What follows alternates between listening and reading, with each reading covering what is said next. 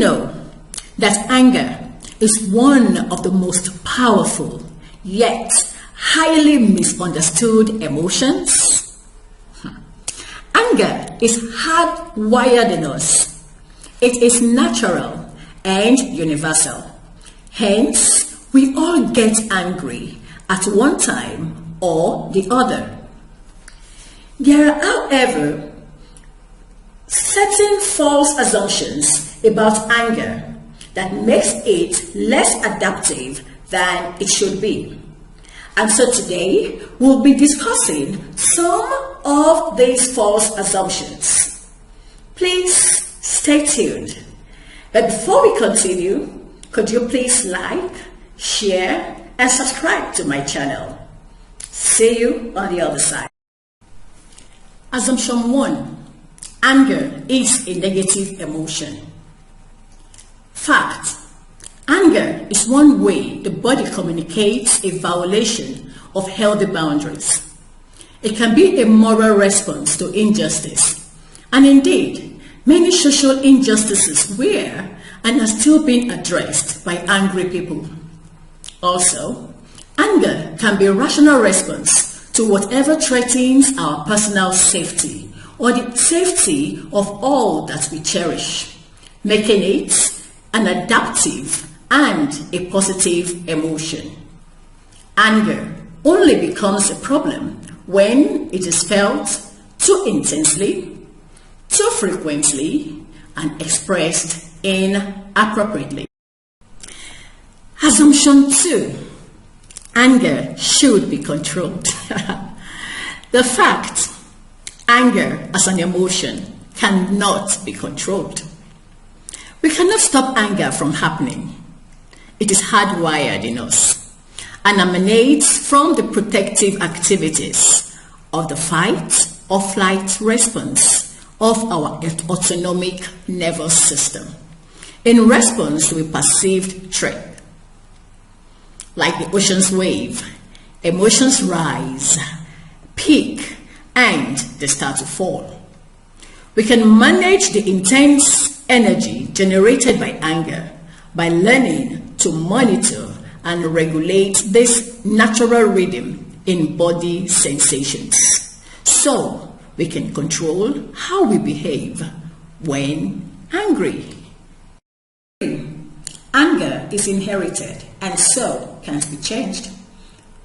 You may have heard people say stuff like, "I'm short-tempered like my father. It runs in my family. There's nothing I can do about my anger issues." This assumption implies that the expression of anger is fixed and unalterable.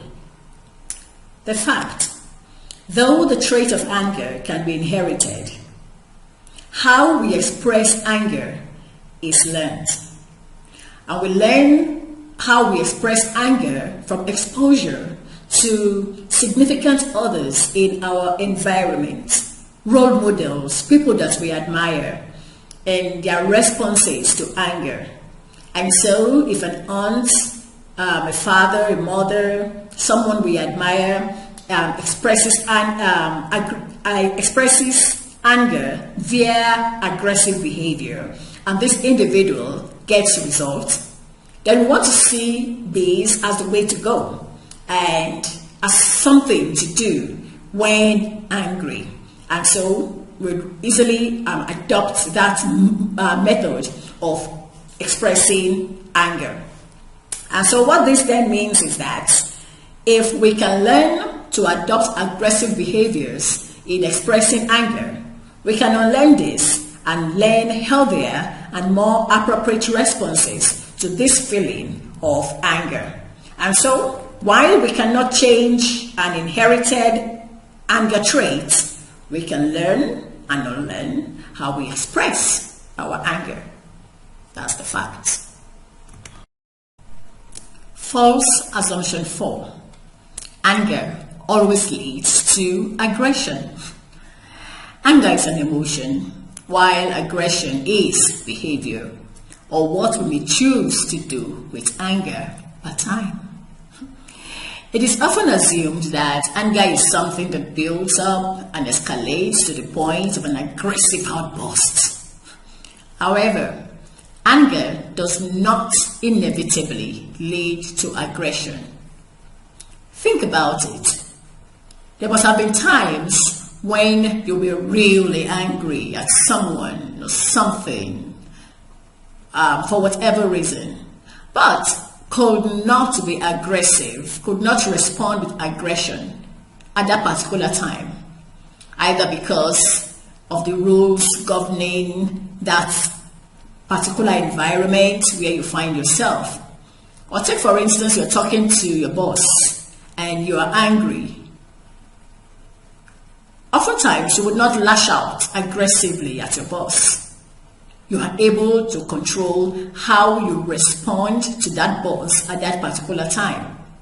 It then means that anger does not necessarily have to end up with aggression. We can control it at one time, then we can control it at other times.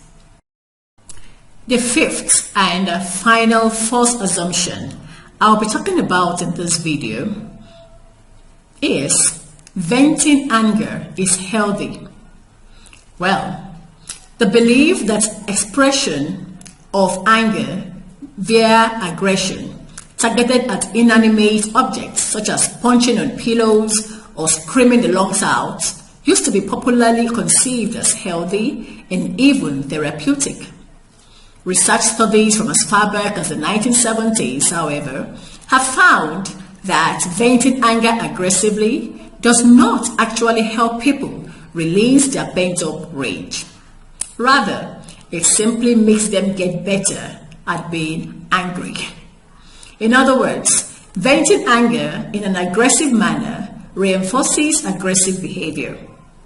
A better approach is to work at being relaxed to reduce the body's state of hyperarousal during anger, thus lessening the tendency to be impulsive, emotionally reactive, and unable to think clearly so as to make the right decision as to how to respond to the feeling of anger.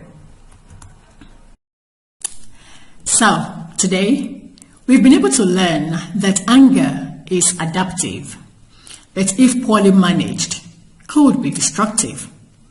So if you are struggling unsuccessfully with feelings of anger that are too intense, too frequent, and expressed inappropriately, creating problems rather than solutions for you, please seek help today. If you found this video educative, please like, share, subscribe, and click on the notification buttons. Thank you for watching.